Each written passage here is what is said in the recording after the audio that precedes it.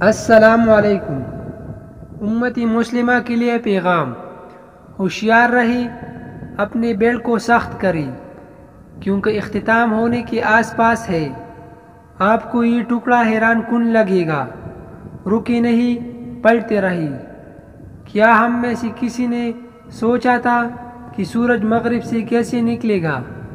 جیسا کہ ہماری نبی محمد صلی اللہ علیہ وسلم نے 14 سال پہلے فرمایا تھا، لیکن اب سائنسدانوں کو پتہ چلا کہ ایسا کیسے ہوتا ہے۔ سائنسدان کافی عرصے سے مریخ پر تحقیق کر رہے تھے۔ مریخ جو زمین کے ایک ہی سمت میں گھومتا ہے، اب اس کے مخالف سمت میں گھومنا شروع ہو گیا ہے۔ اب سورج مغرب سے نکلتا ہے۔ مریخ میں اسے ریٹروگریڈ موشن کا نام دیا گیا ہے، اور یہ تمام سیاروں پر ہوتا ہے۔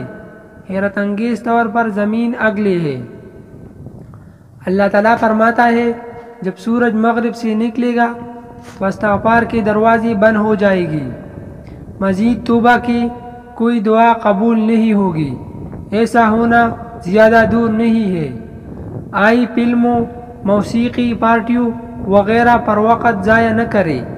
قرآن اور حدیث پڑھنے اور سیکھنے میں زیادہ وقت لگائی۔ 5 وقت کی نماز پڑھی اور اپنے بچوں کو اسلام کی تعلیم دے۔ یہ اعمال ہمارے قبر میں ہی فائدہ مند ہوگی۔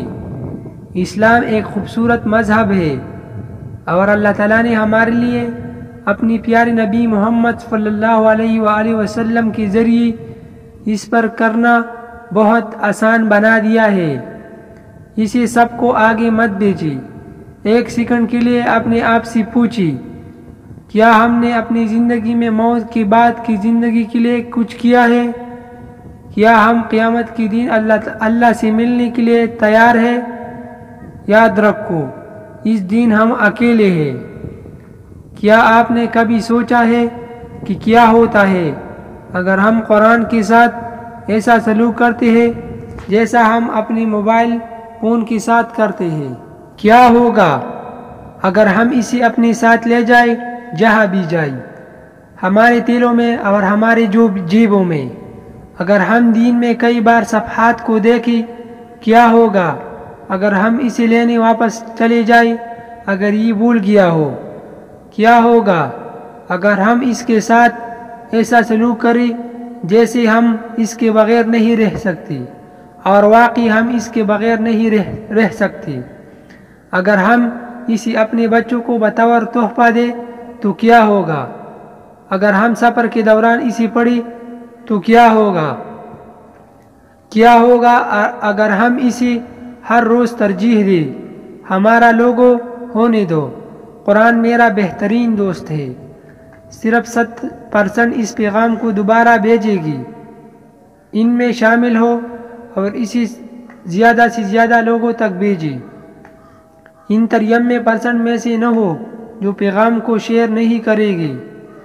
سوچو، ایک بار بھی قیامت کی دن ہمیں احساس ہوگا کہ ہم روزانہ دوستوں کے پیغامات کھولتے ہیں، ہم نے لطیفی اور گپ شپ شیئر کی، لیکن ہم کتنی بار قرآن کو کھولتے ہیں اور خود اللہ سبحانہ و تعالیٰ کی بھیجی ہوئی پیغامات کو پڑھتے ہیں؟